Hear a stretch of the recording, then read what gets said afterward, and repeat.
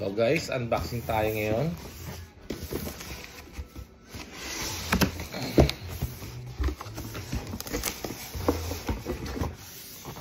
Tcharam! Unboxing.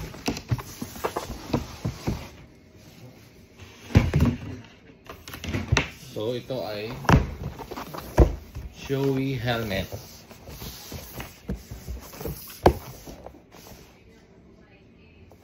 So nakalagay is X15 Motegi Marquez. Size large. Okay. So unboxing tayo yun.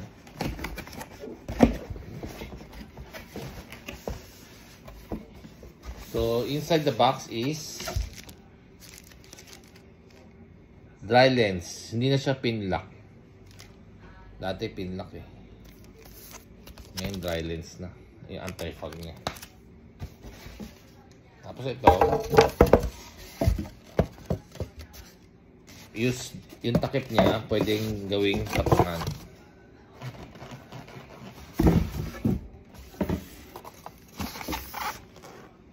Okay. Ito.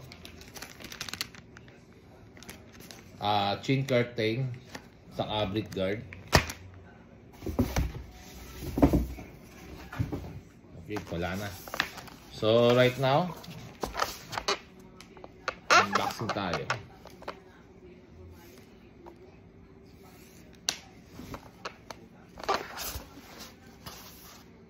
Ayan.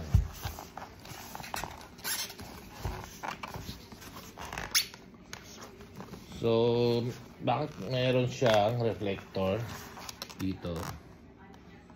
Kasi sa China specs, kailangan ng all helmet use will have may reflector.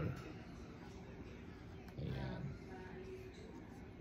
So yung reflector niya nakasira ng design. Ito yung Japanese character na sira. Pero pwede mo siyang tanggalin. Okay, so ang gaan. Ang timbang niya is 1.6 kilo. Okay, so try natin. Ito ang bago ng Shoei, yung X15. Yung huli niya ginamit natin is X14. So this is X15.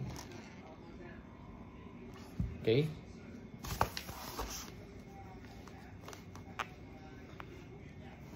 Try natin.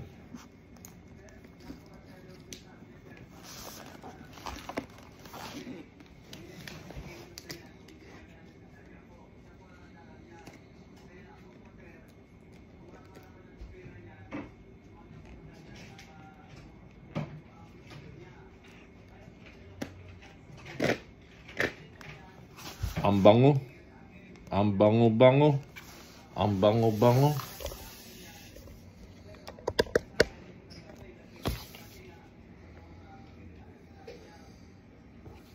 Napakaganda. So, dito na sa gitna yung pagbukas niya. Sa aray na dito eh. Ito na sa gitna na. So, left-handed, right-handed, left, right. Pwede na. Mas sakto sa akin itong Shoei kaysa sa aray.